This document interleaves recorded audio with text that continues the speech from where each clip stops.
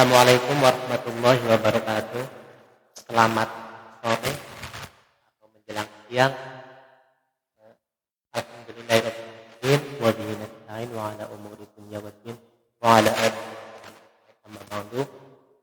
Pada kali ini kita akan membahas tentang manfaat atau intilah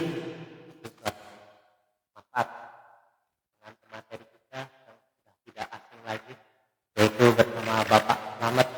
Selamat sore Bapak Slamet. Bapak Slamet. Langsung saja untuk mempersingkat waktu, kita langsung ke materi kita. Dalam hal maka. Terima kasih. Assalamualaikum warahmatullahi wabarakatuh. Bismillah. La haula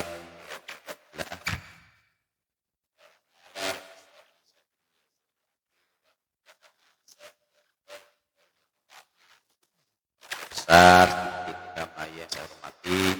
Alhamdulillah pada siang menjelang sore hari ini bisa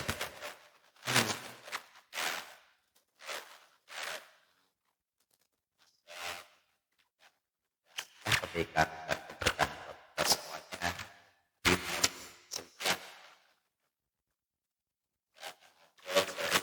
menggurui dengan saat ini bicarakan baik di lingkungan dan keagamaan,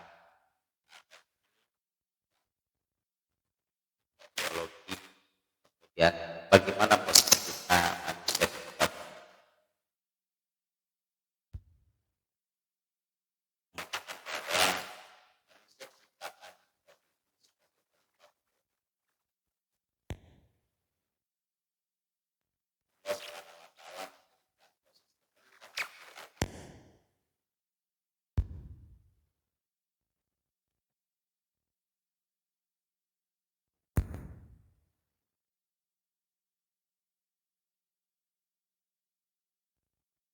yakni tiga nasihat bagi manusia. Dalam rangka apa? Dalam rangka bisa ajak istiqomah menghadapi berbagai tantangan, rintangan, ujian, cobaan, godaan. Dari siapa? Dari setan, iblis laknatullah yang akan mencoba mempengaruhi apapun caranya agar manusia sebagai khalifah fil ardh lupa akan apa tugas. Apa itu tiga penasihat utama yang akan menjadi tema kita obrolan pada saat ini? Yang pertama, singkat saja karena waktunya juga singkat, yakni yang bisa diajak bicara. Siapa itu yang bisa diajak bicara? Yakni Al-Quranul Karim. Jadi Allah Subhanahu wa Ta'ala membekali manusia di samping akal, pikiran, dan hati nurani untuk bisa membedakan mana yang baik dan mana yang tidak baik. Juga memberikan nasihat yang paling utama, yakni yang senantiasa bisa diajak bicara, Al-Quran. Al-Quran itu memuat seluruh aspek hidup dan kehidupan, sedetail-detailnya tentang alam, tentang masa lalu, masa kini, bahkan masa yang akan datang. Selalu menginformasikan tentang berbagai hal dan konsekuensi segala hal yang terkait dengan taatan manusia dalam meniti kehidupannya sesuai dengan perintah Allah, atau bahkan justru sebaliknya, berbuat seenak sendiri, mengikuti hawa nafsu, bahkan yang dihembuskan oleh setan. Jadi sekali lagi, Al-Quran merupakan ayat-ayat qauliyah yang diturunkan melalui malaikat Jibril kepada Rasulullah Muhammad SAW. Itu yang pertama. Hanya tinggal bagaimana kita bergaul, mengenali diri, mengenali Al-Quran. Tidak hanya cukup puas kita selesai bisa baca Quran, apalagi kita baru Iqra 6 kemudian selesai dan merasa sudah bisa baca. Tidak cukup sekedar bisa baca, tajwidnya bagus, makharijul hurufnya bagus, Tidak hanya cukup sekedar dijadikan sebagai bacaan yang dengan lagu-lagu enak, bahkan jadi qori nasional, bahkan internasional. Tapi lebih jauh dari itu, tuntutan kita adalah setelah kita baca Quran, kita dituntut untuk mau dan mampu memahami isi kandungannya, bahkan lebih jauh tentang tafsir. Itulah yang dimaksud dengan nasihat yang pertama adalah yang senantiasa mengajak atau diajak bicara tentang apa informasi yang dia sampaikan, tentang masa lalu, sekali lagi tentang masa kini, bahkan masa akan datang, kehidupan di akhirat. Tinggal kitanya kadang-kadang merasa puas, bahkan dikatakan sebagai sumber segala ilmu ya Al-Quran. Sekali lagi tinggal bagaimana Al-Quran dijadikan sebagai ukuran hidup, tidak hanya sekedar teori. Satu, Al-Quranul Karim dengan berbagai aturan hukum yang mengikutinya, dijelaskan melalui tafsir, melalui hadis, ijma, qiyas, dan sebagainya.